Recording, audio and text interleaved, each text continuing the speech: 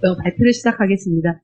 게임놀이 치료 프로그램 연구 동향 및 데이터 분석에 대해 발표할 대전대학교 아동교육상담학과 박승욱 교수입니다. 반갑습니다. 예, 먼저 본 연구의 목적과 필요성에 대해서 말씀드리겠습니다. 게임놀이는 현대사회의 중요한 문화 콘텐츠로 자리 잡을 만큼 아동부터 노인까지 적용이 용이할 뿐만 아니라 그 사용자 수는 날이 갈수록 높아지고 있는 추세입니다. 특히 게임놀이에 대한 관심은 여가 활동뿐만 아니라 교육이나 상담 현장에서도 발달이나 심리치료적 도구로도 매우 주목받고 있는 상황입니다. 최근 한 20여 년 동안 불안이나 우울, 학습 부진, 발달장애 등 여러 다양한 대상을 통해서 인지나 사회, 정서, 행동 문제들에게 얼마나 효과가 있는지에 대한 국내외 게임놀이 치료 프로그램 연구는 수백여 편이 넘는 것으로 보고되고 있습니다. 이러한 개별적인 연구 결과나 효과를 좀 보다 실증적이고 체계적이고 종합적으로 검증하는 메타 분석을 통해서 게임놀이 치료의 전체 효과뿐만 아니라 치료 결과에 영향을 주는 다양한 요인을 탐색하여서 추후보다 효율적으로 게임놀이 치료 프로그램의 개발 및 현장 적용의 방향성과 의의를 보태고 싶습니다. 이러한 목적으로 본 연구에서 수집된 자료는 다음 두 가지 방법으로 분석이 되었습니다. 예, 보시다시피 크게 두 가지인데요. 동향 분석과 메타 분석입니다. 먼저 동향 분석을 위해서는 2000년에서 2021년 한 20년 동안의 발표 석박사 학위 논문이나 학술진 논문들을 전체 모았을 때 약 255편에서 일부의 경우들이 자료의 부진으로 좀 탈락을 시켜서 총 225편에 대해 연령별, 대상 특성별, 연구 목적별로 범위를 선정하였습니다. 두 번째 메타 분석을 위해서는 조건을 충족시키지 못한 논문, 즉 프로그램 실시가 아닌 논문들, 효과를 보지 않은 논문들이죠. 또한 사전 동질성, 저희 실험 집단과 통계 집단의 사전 동질성이 제시되지 않은 논문들을 제외를 했고요. 이후에도 사전 사후에 대한 기술 통계 자료가 없는, 그러니까 평균이나 표준 분석 같은 자료가 없는 논문들은 제외하여서 총 34편을 분석 대상으로 선정하였습니다. 이러한 게임놀이 치료 프로그램을 통한 인지사회 정서 행동 변인의 효과를 검증하기 위해서 메타 분석을 위한 통계 프로그램인 CMA3를 사용하여서 연구 결과의 출판 편량 분석이나 동질성 검증 및 전체 효과 크기와 중재 변인에 따른 효과 크기를 분석하였습니다. 예, 먼저 동향 분석의 연구 결과를 말씀드리겠습니다. 표에 보시다시피 전체 연령대 중 아동 대상이 전체 빈도의 과반수, 약 130편이죠. 57.78%를 차지할 만큼 아직까지 우리나라에서는 유아동 청소년에게 편중된 연구 결과를 보이고 있습니다. 최근 고령화로 인해서 이 부분에 대한 여러 가지의 연구 치매 예방이라든지 치매 치료제라는 이런 측면에서 보드게임의 그 가치와 그 중요성에 대한 여러 가지 연구자들의 목소리가 높음에도 불구하고 아직까지 우리나라 현실에서 노인을 대상으로 이렇게 효과 검증한 논문이 없다라는 것은 굉장히 좀 아쉬운 결과 중에 한 개 있습니다. 그 다음 연구 대상의 그 특성으로 살펴보면은 일반, 장애, 부적응 순으로 주로 나타났는데요. 특히 일반 대상과 장애 아동의 사례 수가 대체로 비슷한 결과를 보이고 있어요.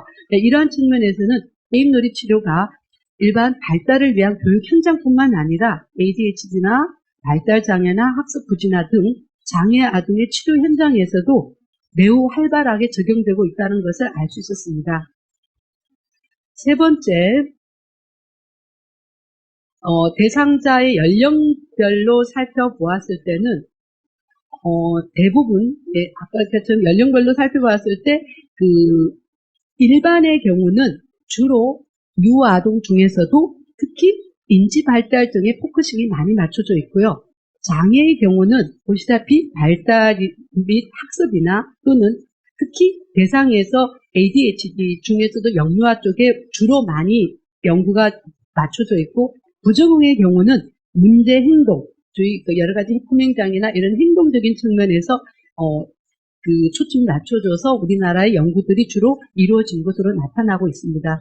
아마 이러한 연구 결과는 특히 일반보다 장애인이 많은 경우는 우리나라의 경우 특수교육학과에서 굉장히 이 작업치료 과정 안에서 보드게임을 가지고 작업하는 사례가 굉장히 많이 늘고 있는 그러한 현상을 반영하고 있다고 보여집니다. 네, 다음은 메타 분석에 대한 연구 결과입니다. 첫째, 여러분들 전체 종속 변수의 효과 크기를 보면은 거기에 보면은 overall effect라고 되어 있는 그 부분의 경우는 행동이 가장 효과가 컸고요. 그 다음에 정서, 인지, 사회 영역의 순으로 나타났습니다. 아마 게임 놀이가 행동이나 품행장애나 또는 이렇게 몰입이라든지 집중이라든지 주의 통제 같은 측면에서 연구가 많이 돼서 나타난 결과라고 보여지기도 한데요. 의외로 측면의 연구 결과가 많은 이 부분도 굉장히 효과가 크다라는 부분은 어떤 면에서 심리치료적 도구로서의 가능성을 더욱 많은 얘기를 우리한테 던져주는 하나의 내용인 것 같습니다. 전체적인 효과 크기를 보시면 코헨의 효과 크기는 대부분 0.802년 이상인 경우에는 매우 큰 효과 크기라고 이야기하고 있는 것으로 보아서는 게임놀이 치료 프로그램을 통해서 살펴본 인지, 사회, 정서, 행동의 종속 변수에 대한 변화가 매우 유의미하게 높은 수준을 보이고 있음을 알 수 있었습니다. 전체적으로 거의 0.8 이상을 높이고 있고 사회에서만 0.76으로 0.80에 가까운 수치로 봐서는 대체로 굉장히 큰 수치라고 볼 수 있겠고요. 둘째, 종속 변수에서도 다시 하위 변수로 나누어서 그 효과 크기를 살펴보았는데요. 그 중에서는 특히 사회 영역 중 또래 관계에서는 이 부분만 0.63으로 좀 낮아졌고요. 아마 관계성에 그렇게 촉진하고 있지 못하다는 것은 조금 효과가 낮은 것, 물론 아주 낮지는 않은데 좀 낮은 것으로 나타났고, 이것을 제외하고 있는 나머지 인지나 정서, 행동 변인의 모든 하위 변수에서 0.80 이상의 높은 효과 크기를 나타냈습니다. 특히 재미있는 결과는 정서와 관련된 요소를 보면 하위 변수를 보면 정서 인지가 1.28, 부정정서 억제가 1.20으로 나타난 것으로 봐서는 매우 큰 효과를 보이고 있고, 이러한 측면은 앞으로 게임놀이 치료에서 정서적인 문제가 의외로 우리가 인지적인 측면을 매우 강조하고 있는 이 상황에서 봤을 때는 오히려 앞으로 심리치료적 접근에서 오히려 이 도전하고 실행하고 연습하는 과정 안에서 자신의 표현을, 감정 표현을 쉽게 표현할 수 있는, 우리 앞서 발표하셨던 교수님의 의견을 얘기 들어봤을 때 곧 놀이 과정에서 자기 이야기를 굉장히 편안하게 노출할 수 있다는 측면하고 같은 맥락으로 이해가 될 수 있을 것이라고 보여집니다. 셋째, 대상 특성에 따른 효과에서는 일반 대상자의 경우 사회 영역을 제외하고는 부적응, 장애 대상자의 경우 인지, 정서, 사회, 행동 모든 영역에서 0.80 이상의 매우 높은 효과 크기를 나타내고 있습니다. 특히 행동 영역에서 살펴보면은 일반 대상의 경우가 1.57로, 그러니까 일반 아이들을 대상으로 이 행동의 어떤 품행장애나 예를 들면 충동 억제나 이런 여러 가지 요소를 중속 변수로 해서 연구를 했을 경우 제일 높은 결과를 나타냈고요. 장애 대상의 경우에도 1.16으로 매우 높았고요. 이런 점으로 봤을 때 이러한 행동 측면에서 일반과 장애에게 특히 이 게임놀이 치료가 효과가 높다라는 것은 우리에게 또 시사하는 바가 있다고 생각이 됩니다. 넷째, 대상 연령에 따른 효과 크기에서는 특히 재미있게도요, 6세에서 10세 연령대가 인지, 정서, 사회 영역에서 가장 큰 효과 크기를 보이고 있어요.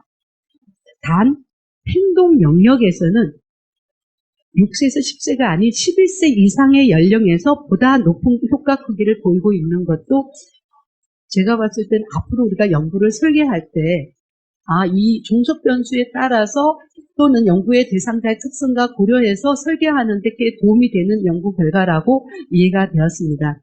네, 다섯 번째의 경우 구성원 수에 따른 효과 크기를 살펴보면은 인지, 사회, 행동 영역에서는 인원이 10명 내외일 때 가장 높은 효과 크기를 보이고요. 재밌게도 정서 영역에서는 인원이 많은 것이 도움이 덜 되고요. 조금 숫자가 적을 때. 그래서 한 6, 7명 정도에서 6명에서 8명 정도 소수 그룹으로 진행될 때 가장 큰 효과 크기를 나타내는 것은 또한 흥미로운 결과였던 것 같습니다.